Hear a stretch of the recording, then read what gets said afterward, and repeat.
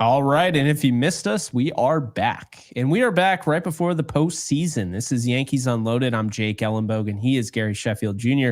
And today we're going to be getting you guys ready for Yankees Royals, which here's a retraction necessary here. We did our last episode so convinced it was going to be either the Tigers or the Orioles. And the Tigers actually ended up losing to the White Sox, which none of us saw. And the Royals beat the Braves. Had the Braves won that game, they would have just gone right to the playoffs, and Monday would have meant nothing against the Mets. However, they lost. We were not expecting that. So Royals end up playing the Orioles, and then the Astros, who were eliminated, ended up playing the Tigers.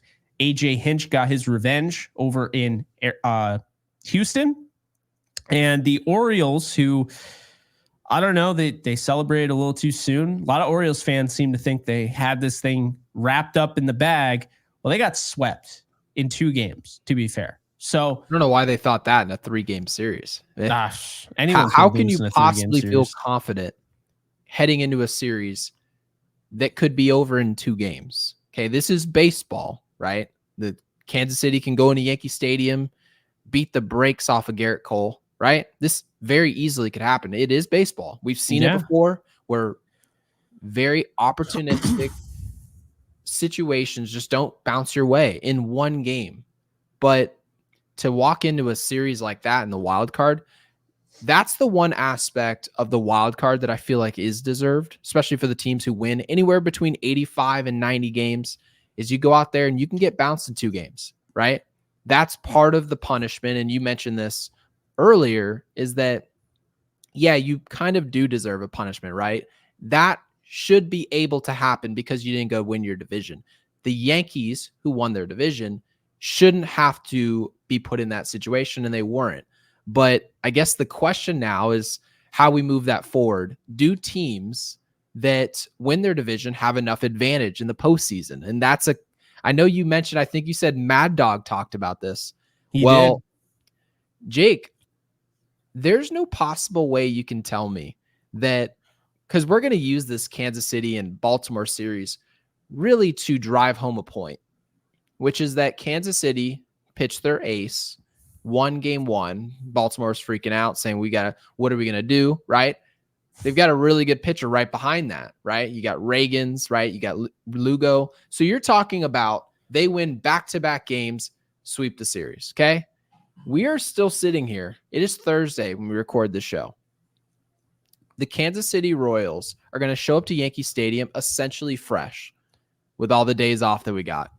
How does Major League Baseball get here? And before I tee it off to you, I want people to realize that baseball decided we can no longer have that Pittsburgh Pirates situation where you win 98 games, lose your division, and then go out and lose in 1 game. So baseball decided we're going to add an extended series. It is going to be a 3-game series. But what they didn't realize is they were adding a separate problem right behind that, which is that when you extend that wild card series, and it seems more fair this way, but the teams that were better than you over the course of 162 games are waiting around, Jake. Jake, how do you feel about this? I hate it because I'm a big fan of rewarding a team that finished number 1 in their side of the, league. Because I mean, 2 differently, we'll call them conferences, but like in the AL, the Yankees got the number 1 seed. I think in a way, getting the number 1 seed as opposed to getting the number 2 seed, I think they should get something more. So I don't even feel like there's enough generated as like a reward for being the best team in your conference over a 162 game schedule. I don't. And then you factor this in where I'd say the Yankees are at a disadvantage. I hate to say it, Yankees fans. It's not me saying they're going to lose this series. I don't think that's going to be the case. But you're kind of kidding yourselves if you don't think they're at a disadvantage here. The Royals, we've seen it. March Madness, for instance. I was just mentioning off air, UConn. Now, everyone knows UConn is a giant juggernaut that just destroys everybody. They've won 2 in a row, and they just don't lose. But I'm talking about the UConn team that was made famous with Kemba Walker, the 3-seed team that literally they win the Big East championship. They play in the play-in game, and then they get into the tournament, and they're already revved up.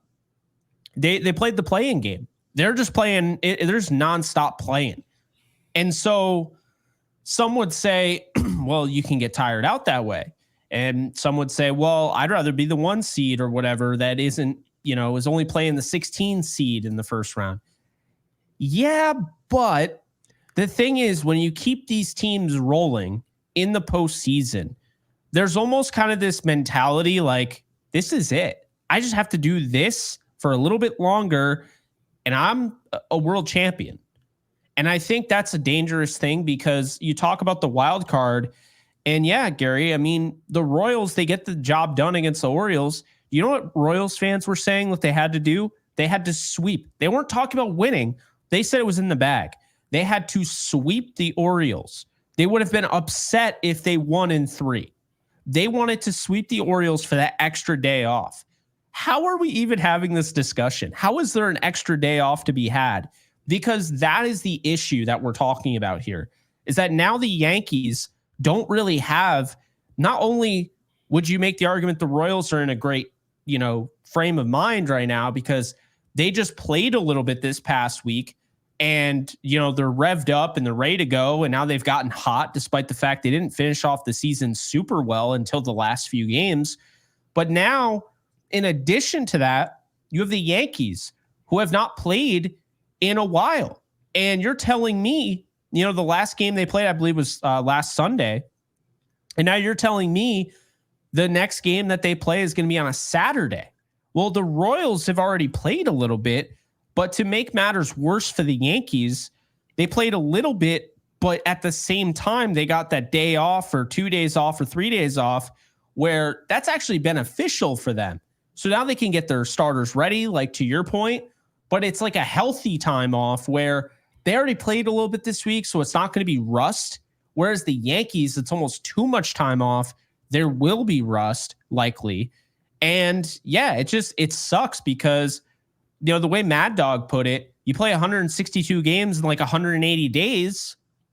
When you put it like that, it's pretty crazy, right?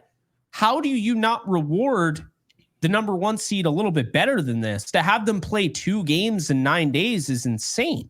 Because so what about Kansas City? Yeah. What did they overcome? Okay.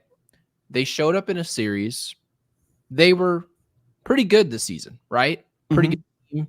Bobby Witt Jr. was spectacular. They put themselves into a situation where they're the 5 seed in baseball. Okay. 5 seed in the league. Well, they were not good for the past 2 weeks. Okay. We're talking about the final 2 weeks of the season. Kansas City and Minnesota essentially were just taking turns losing games. That's essentially what happened. Okay. And long behold, we get into a situation where Baltimore faces off with Kansas City. Kansas City plays 2 baseball games. Okay. They essentially had the pitching. They were dominant in terms of starting pitching. Kansas City was in a much better position than Baltimore. Okay. They won 2 baseball games, two games, and immediately show up to Yankee Stadium even. So the Yankees went out, and you mentioned this earlier again. The Yankees played Kansas City this year. They won the season series 5-2. Okay. They win the season series 5-2. Kansas City plays 2 games. It's all a wash. It's done. There's nothing. You've got 3-4 days off. If I actually go to their website, okay, because I actually took the time to do this, the Royals have a 3-man rotation on their website. I don't know if you knew this, okay? Their rotation says Cole Reagans, Seth Lugo, and Michael Wacha. So they've already just decided they're not rolling with anybody else. And you mentioned Wacha, correct? Is pitching game 1? Yeah, Wacha's going to start against Cole in game 1. And then I'd imagine game 2 would be Lugo. Correct. And this is also, by the way, for those, because we're talking about advantages and disadvantages. Oh, no, it's Reagans against Rodon.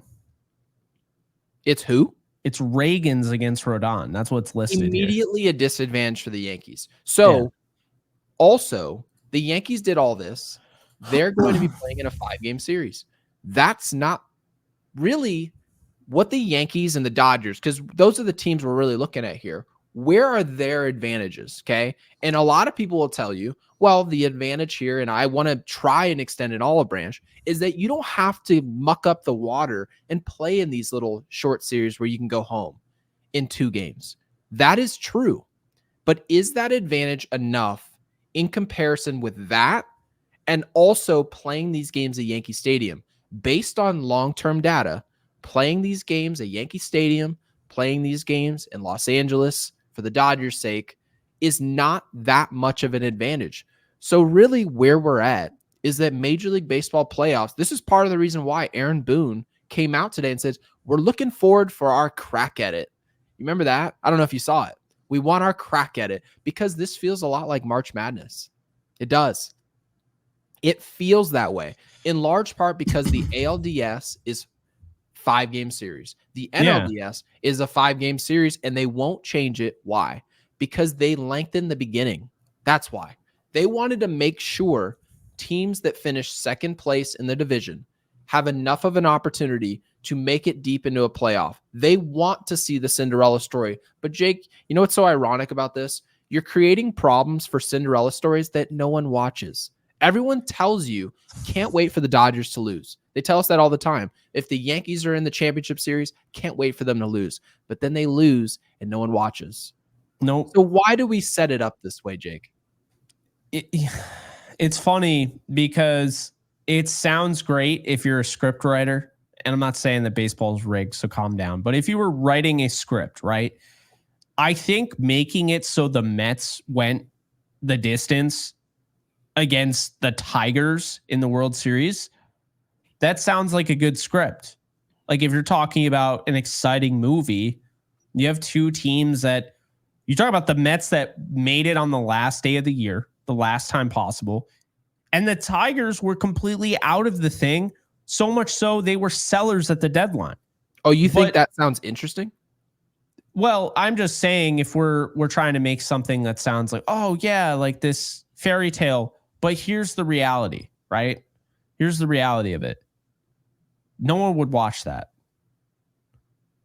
Maybe if it was a 1-game series, maybe they would watch it. No one would watch 7 games of Mets Tigers. No. I'm not interested. I'm not.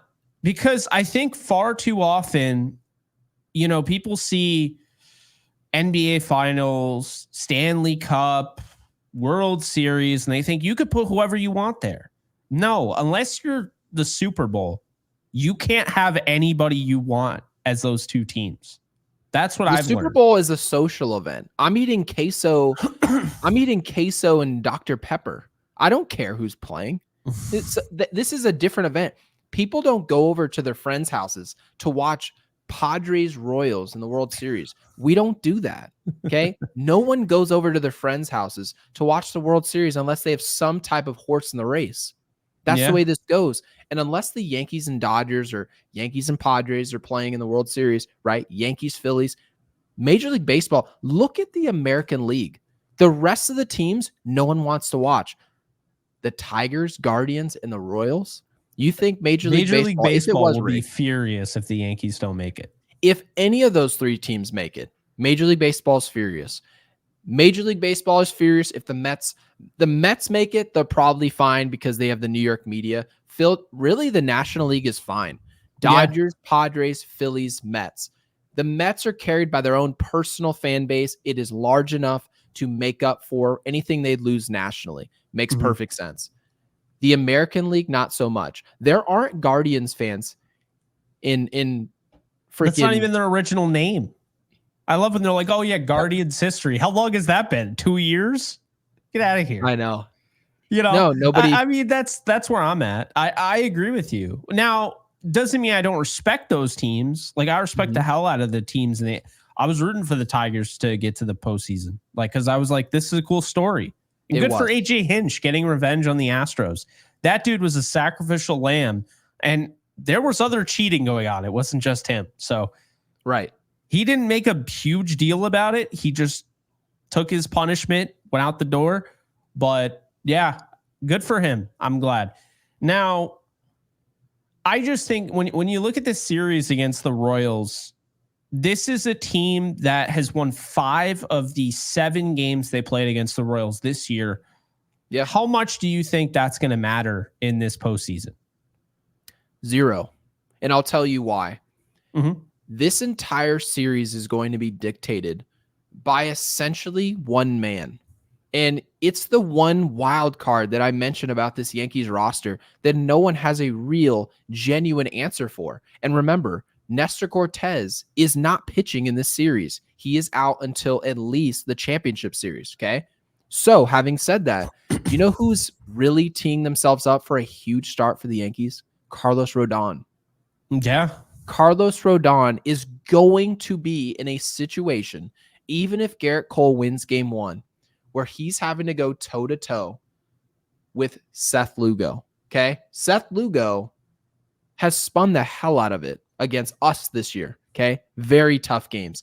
Carlos Rodon, as you mentioned, he seemingly never goes through a start without giving up a homer. Well, you know what?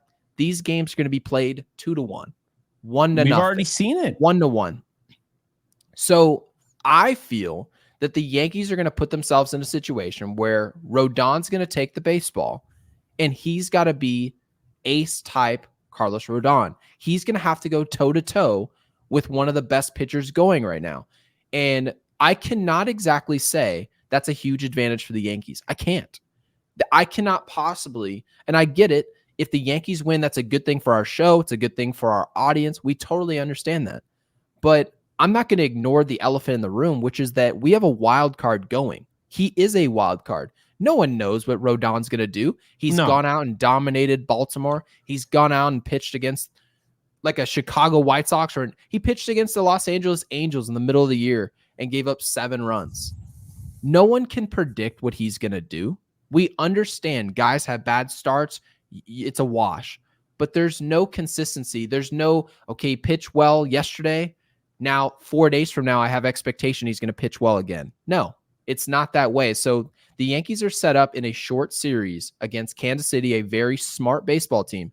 They're going to run a lot, okay? We are in a situation where Carlos Rodon's got to spin it well, or we are going to be in trouble without Nestor Cortez. Yeah, and Cole Reagans has already pitched. He's already gotten involved in postseason baseball. So he's 1-0 with his 0 ERA. Let's not forget about that. Yeah, I think when you look at that, I think they're going to win Saturday with Cole on the hill. I think they got Cole revved up at the right time. I really believe that. I think they have a Cy Young candidate on the mound, like Cy Young level Cole. Now, looking through this lineup, and I mean, we don't even know what the lineup is because now, Aaron Boone's like, yeah, I'm going back and forth about the left fielders and all that. It's like, oh boy.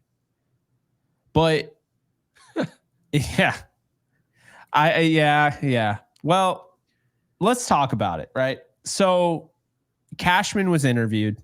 Well, first off, before Cashman was interviewed, Marcus Stroman, will he make the roster? Because you and I were texting about it, and I thought it was really intriguing how Aaron Boone, who is a player's manager first, right, comes out and says, yeah, I'm unsure. Normally he'd be like, yeah, it's something we're going to, go over. He just said, I'm unsure, which pretty much means no, in my opinion. Based on his track record, it pretty much means no. Them asking if Aaron Judge should be captain of the Yankees, and they stuck a mic in Boone's face. Do you think that he should be captain of this team? This was last year. And he goes, yeah, I'm unsure about that. What does that tell you? It tells you a story that he's unsure, but it tells you that he's thinking perhaps not. Because if he was thinking yes, you would just probably say, yeah, we can absolutely see a role for him. And, if we ultimately decide, we'll decide that probably at the last second. But I mean, he's definitely going to be a contributor. You would hear confidence in that voice. There was no confidence in that. No. It was, do you think he's going to be part of the roster? I don't know. Maybe. We'll see. He might be. I mean, technically, if we say he'll be on it, he'll be on the roster. I'll tell you this. If you are Marcus Stroman, if he does make the roster, he has to have some form of chip on his shoulder. Knowing how that start went when we were at Yankee Stadium, he was dismal. He gave up 13 hits in 3 1/3 innings. He was shelled. Now his manager doesn't look like he has really any confidence in him in big games, understandably so. So Marcus Stroman, he's going to be looking at this like, okay, I have something to prove again. So yeah, it didn't look good. I can't say it didn't look good from Boone's part. I thought it looked honest for the first time. I liked it because like, why would you come out there and say, yeah, we were this close away, 1 game away from clinching the AL East, even though we had it in the bag, because you just basically make sure you don't lose every game the rest of the year and you have it. Well, they played with that one a little bit, but no, all jokes aside though, I like it because I think it shows honesty. And I think it shows that, okay, if Mark Leiter Jr. is on this roster, maybe it kind of nullifies what I'm trying to say, but I feel like there's some accountability being had here. And it kind of low-key brings me back to 2022 when he said, yeah, Aroldis isn't on this roster. And people are like, what? He's just like, yeah. He didn't do the necessary things to be a part of the postseason roster, so he left him off. Every once in a while, he shows you a glimmer of hope that he really Gleyber does. Torres benching, you know? He did a few things this year, and I get it. People are very critical of Aaron Boone, and I totally get it. I understand it. We've been very critical, but every once in a while, Boone will throw a jab. I don't know. He'll just throw a jab. It's kind of like the way that Michael Kay is covered and how he talks about the Yankees. He'll say things, and people will perceive that as him shilling for the organization, and then he'll throw a jab and then people will just act like, oh, look, Michael Kay finally woke up. It's like, no, Michael Kay just finally agreed with you. And now you see what I mean? So maybe Aaron Boone, we should treat him as somebody who's not necessarily an organizational shill, but he's just a person who's making mistakes and periodically will do something really well. And we should talk about it. Yeah. That's the way I'm at. Like, know my take on Boone. If they make the World Series, he's fine for me. If they don't make the World Series, he needs to be fired. Well, could your point be any more true now that if you saw the way the American League stacks up now, ridiculous, it is Tigers, Guardians, Royals, and you don't make it to a World Series? This would sting for a decade. I'm not kidding you. This is the easiest road. And by the way, to your point, because you brought up Michael Kay, Michael Kay said it best. There's no excuse. This is the easiest road that you could have. Are you kidding me? The Astros are gone. Like he said, they beat you 5 of the last 9 years. The Astros are gone. The Orioles are gone. Now, I felt good about the series against the Orioles, potentially, right? I felt good about that. You felt good about that. We've said multiple times, the only team that's going to stop the Yankees is the Yankees. Like, I tweeted that out in response to somebody and it just blew up. Like, I looked at my mentions and I was like, oh, okay. I had like 4,000 likes on that thing. But no. Nice.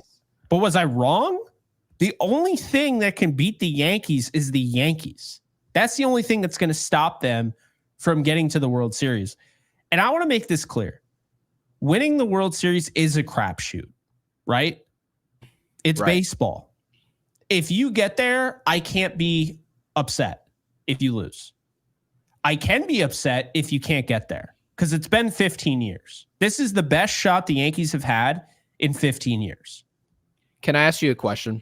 Of course. I'm looking at the American League, right? Scrap the National League. Doesn't exist. Is it not true that the only series the Yankees have any business losing is this opening series? In my opinion, if the Yankees make it the into element of surprise is what you're kind of going with. Yeah. If you end up facing Cleveland, the Cleveland Guardians, who do not have Shane Bieber, who is out with a torn UCL, if you lose to Cleveland or Detroit in the championship series, the entire organization should be shipped to New Jersey. There is no possible way that you can explain how that series, which, by the way, to our earlier point, has now been extended out 7 games. You mean to tell me you couldn't go to Detroit and beat a team like the Tigers? The Tigers had a really nice story, right? amazing story.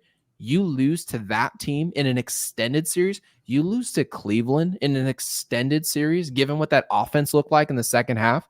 There's no way. And I'm not saying there's no way they can lose. No, I'm saying there's no way you should lose. There are expectations here. And all of the things that we talked about how the Yankees don't have a ton of advantage, how the Dodgers don't have a ton of advantage, having been the 1 seeds, all of that disadvantage we talked about, that's in the first series. That's about being rusty. That's about the short series, but not in the championship series. If the Yankees make it to the championship series and lose that series, Aaron Boone should be fired on the spot immediately. So, do you realize when the Yankees played the Tigers, because they won the series 4-2 on the year, but when the Yankees played the Tigers and the Tigers won that 10-inning game, they were 61-64. Yeah. This series, I feel like people don't understand, quite honestly. Like, this series propelled them. It did. It propelled them. After this, I understand they went up against Chicago. They went up against the Angels. They were back to 500, 70-70 by September 4th. We played Chicago and we played the Angels back to back. We didn't, right? Yeah. So, and then they just couldn't lose. So the only way that you can justify losing, and I don't justify it because we're not going to make excuses, is in a shorter series. The only way you can justify the Dodgers losing in a series, they're playing San Diego, so it's probably a little bit more justified. But I will say, in a shorter series, a lot of these teams can say, man, well, that just sucks.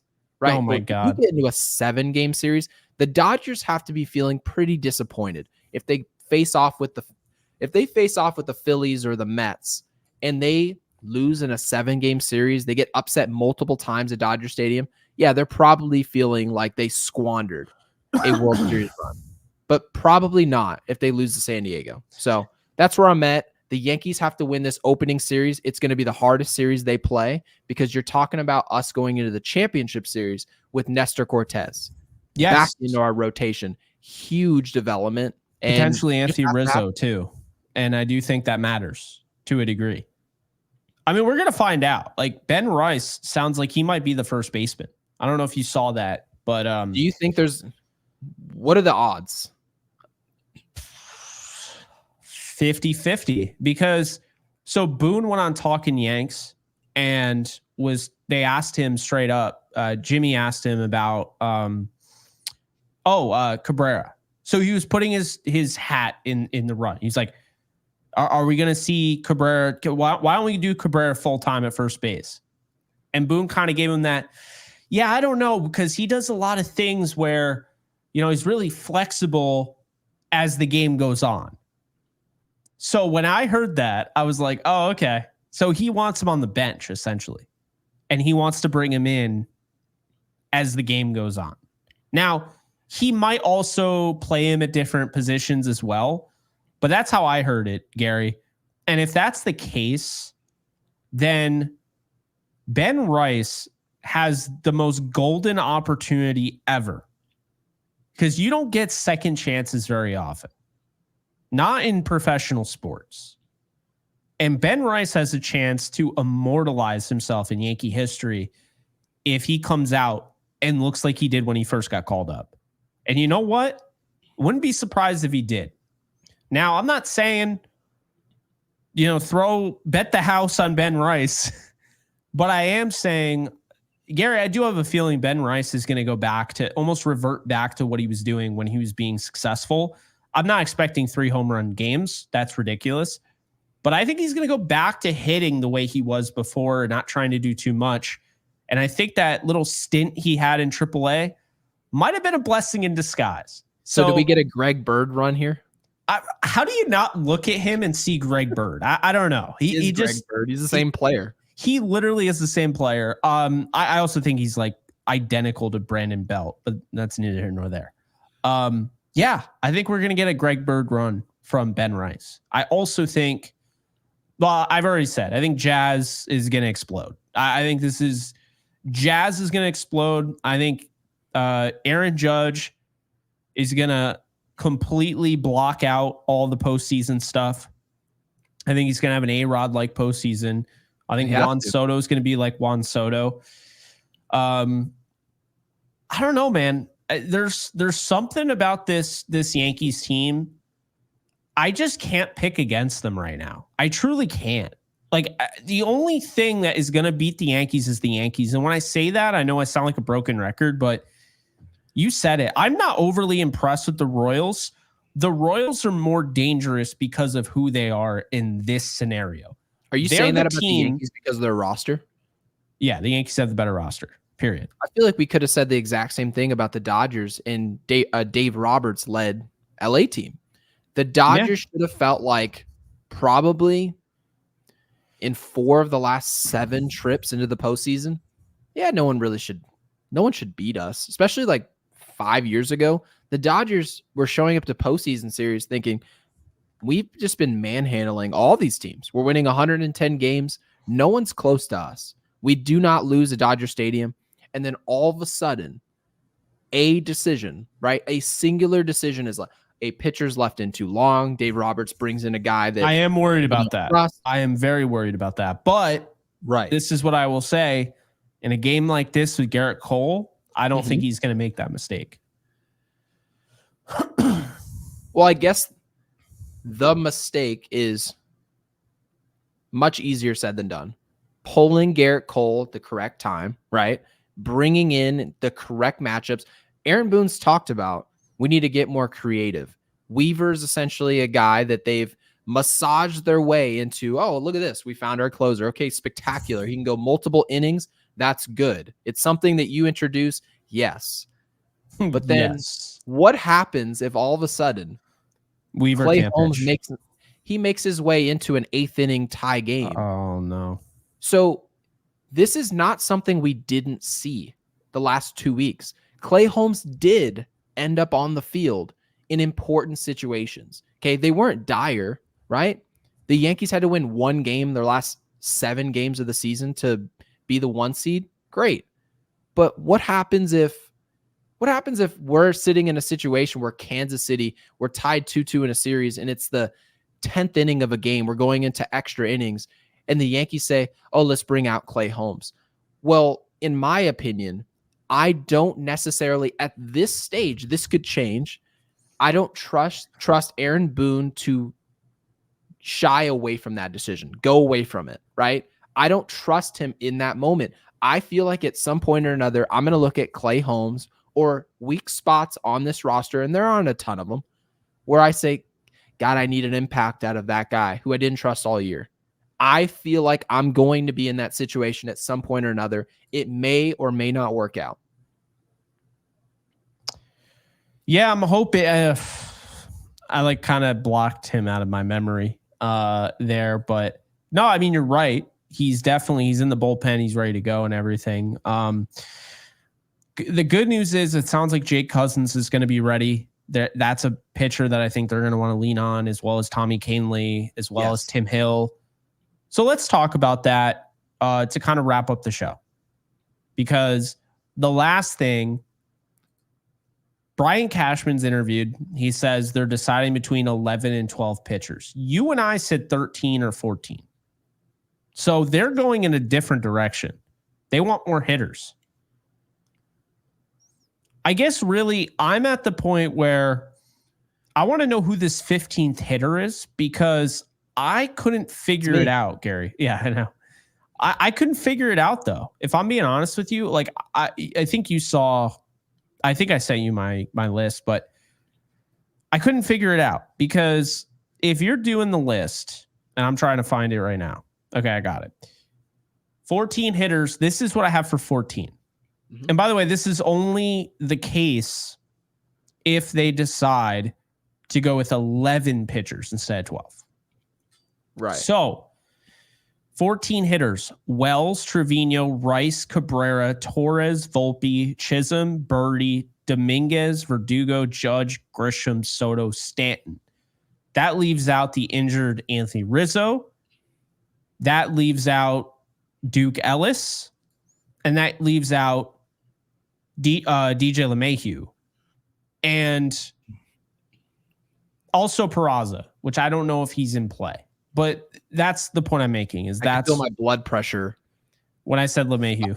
When you said LeMahieu, I almost Yeah, I almost had a stroke because, right, the crazy part about it is when you said DJ LeMay, I didn't hear it as, man, I really wouldn't want him on the roster because he can't contribute. No, my brain immediately went to, how would Yankees brass view this situation? Because remember, he was on the field in the regular season, not because of his bat or what the potential was there. It was what he was doing with his glove at third base, which really wasn't that spectacular. Analytically, it was like slightly above league average Oh and my well God. below league average at first base.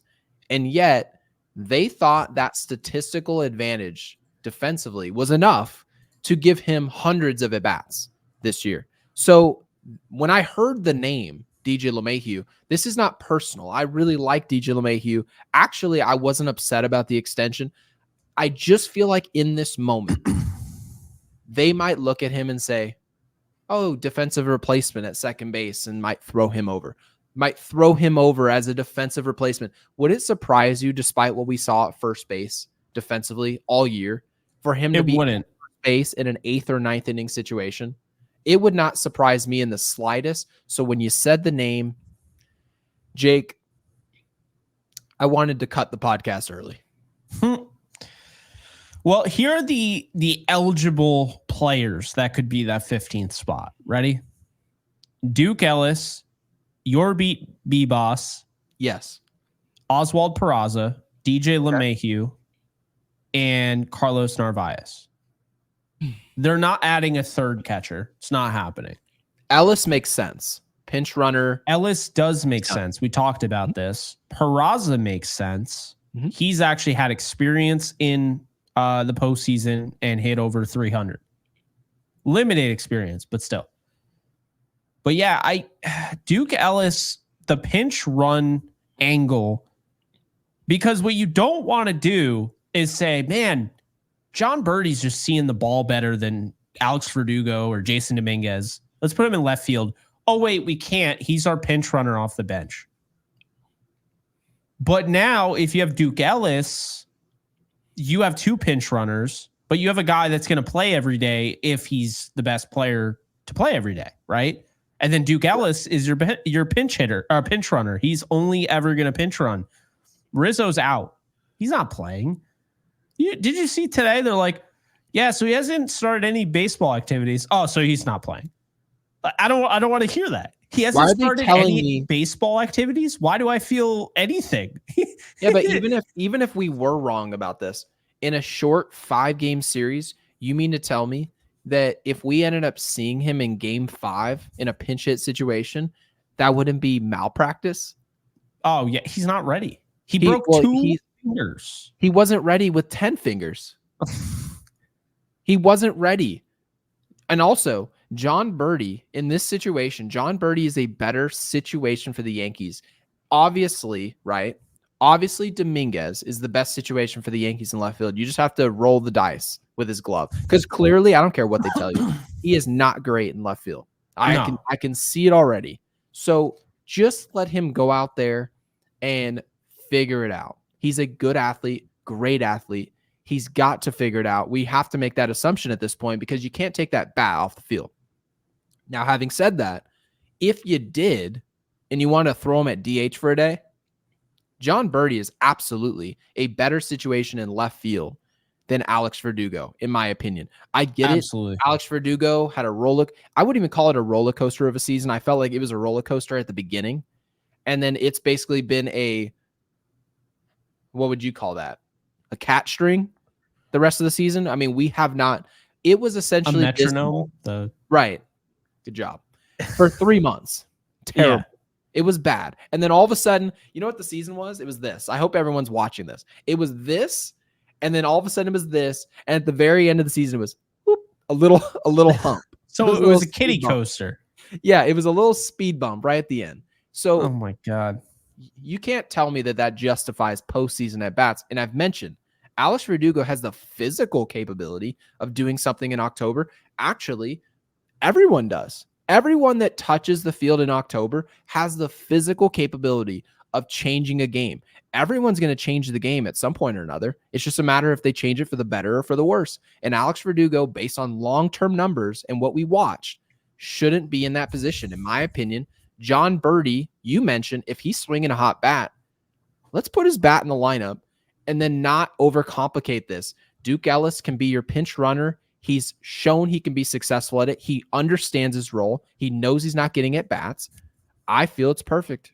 It is perfect. John Birdie is exactly the type of batter that you want at the plate in a tight spot in the postseason. It's that simple. You're talking about being 1-0, 1-2, 2-1 games. Well, John Birdie I'd much rather have than Alex Verdugo. I can see it now. Like, man on first and third. There's 1 out, and Verdugo grounds it to shortstop, and they flip it to second. Then they get him out of first, and you just ground him into a double play in a huge, huge, huge spot. I could see that. Yeah, I don't know. I think. Well, I'll tell you right now, I think Trent Grisham, they won't say it, but I think Trent Grisham finishing the season the way he did is why he's on this roster. I think they reminded him like, oh, yeah, that power. Yeah, we definitely he's the reason they won the last game of the year. Like, he went off. I feel like they see that power as like he's going to come in and pinch hit in a big spot. They look at him as that Ibanez for a second. Yes, 100%. Oh, boy.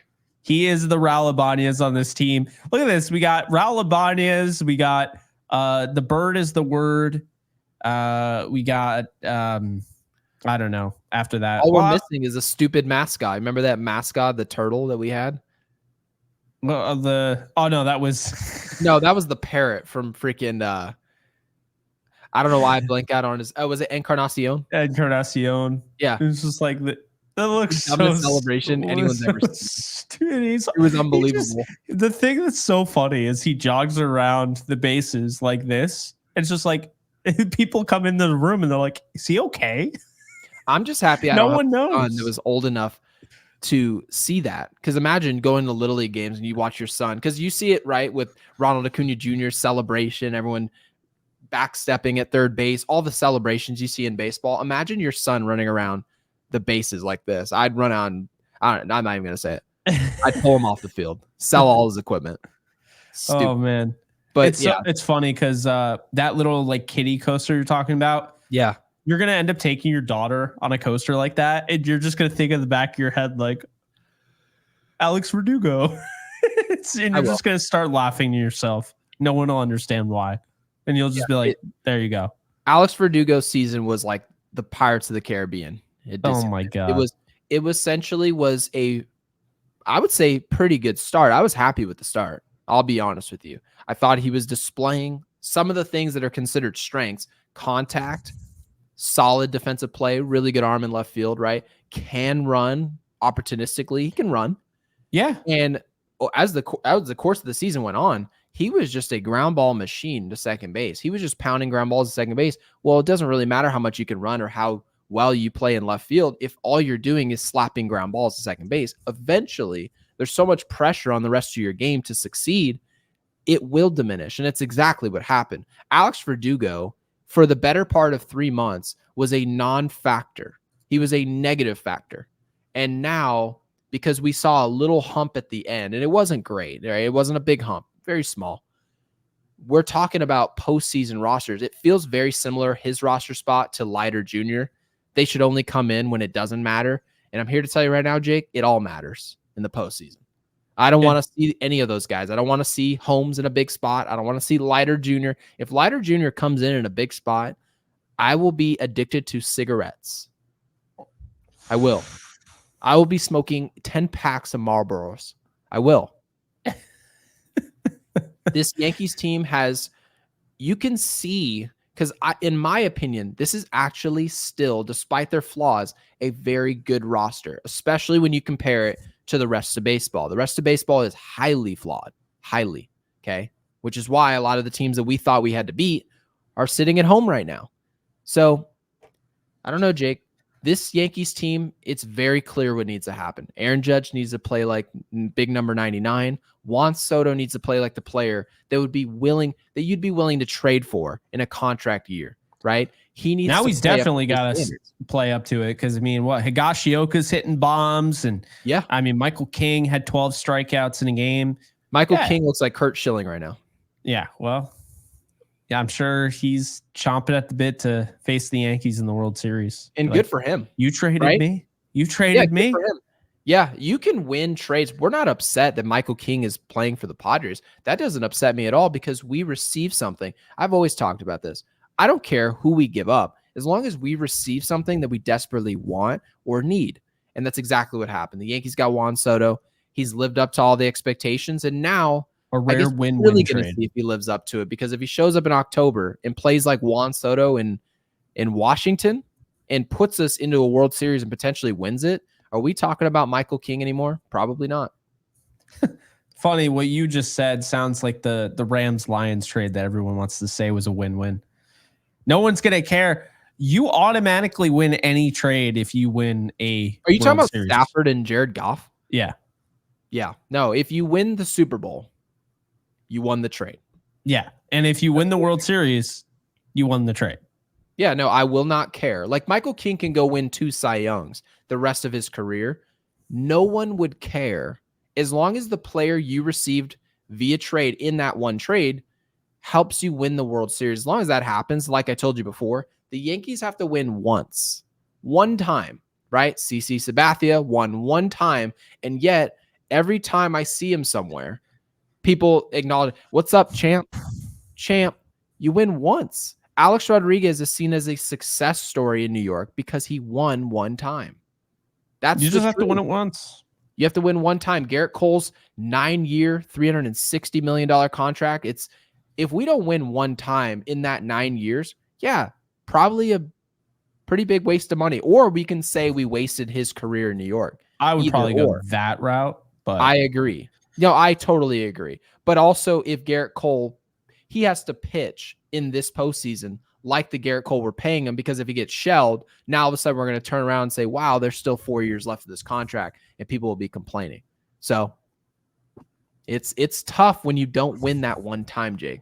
I'm telling you, if you don't win once, then suddenly people start looking at contracts differently. They start looking at your manager differently. How much is Dave Roberts walking around LA differently because they won that championship in 2020? Imagine they didn't win that. He's probably not even there anymore. And they still are at him. They're still at his throat. They are, but not even close to the same. Not even close to the same that they were. They were down his back. You saw Dodgers fans like around his back as he's walking to the mound. Dave, I know you're going to make a mistake. I honestly felt bad, but yeah, I heard he's like the nicest dude. He is. But he, Yankee fans shouldn't like him at all, obviously. Especially all jokes aside, I also want to make it very clear that, guys, regardless of what the Yankees do, we're not saying win it once and then next year we're going to be like, yeah, we already won it. No. I would want a freaking dynasty run if they win. But as of right now, just get it done. That should be the theme of this postseason for the Yankees. Just get it done. It's been 15 years. I mean, the Royals have won more recently. They've gone to a World Series more recently. The Tigers have gone to a World Series more recently. The Guardians have gone to a World Series. Just kidding. The Indians did. But the Guardians claim the Indians, so technically that organization has gotten to a World Series more recently than the Yankees. So we're sitting here like, really? Everybody in the AL, this bunch of pushovers. Well, the Yankees have gotten to the World Series. They're the last team that has been it's been a long time. So yeah, it's about time. I think the Royals, it should be a good series. I think the Royals will steal one. I don't think it'll be game 1 or game 2. I think it'll probably be in Kansas City. But here's the good news.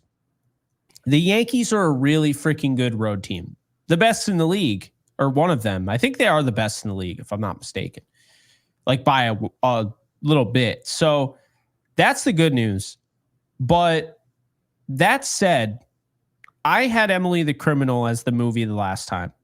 Gary, now it's in your corner. What movie are we going with? Oh, God. Hold on a second. I gotta look up. Say something else because I need movies. If you're new here, by the way, we test you guys to see how long you stayed. You have to drop the movie he says in the comment section. Let us know that you made it to the end of the video. With that said, also want to remind people that they can go and check out our episodes all on audio as well. I know most of our listeners on audio are on Apple Music, but we're on all platforms. So just look up Yankees Unloaded or hit the, the link in the description below and the comment section. Be sure to turn on notifications, hit that bell icon if you haven't already. And I also want to throw out two more things, Gary. I don't know if you're still waiting, but two more things. You're doing a great job. Okay. One thing here. We started a Kick channel and a Twitch channel, and those are posted in the description below and the comment section.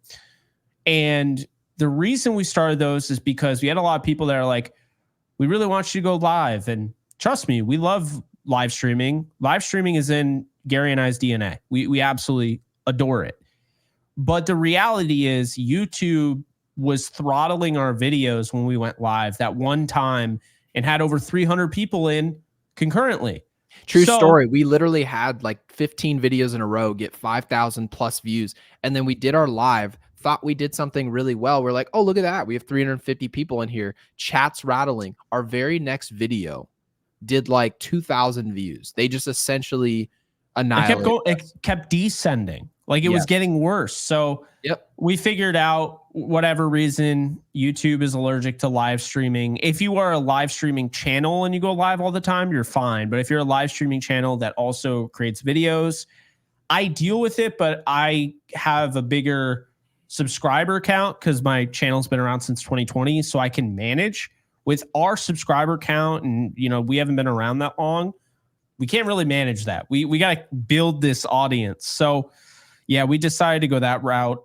So check us out, Twitch and Kick below. We are going to be doing live streams on those. I don't know when they'll start, but probably soon.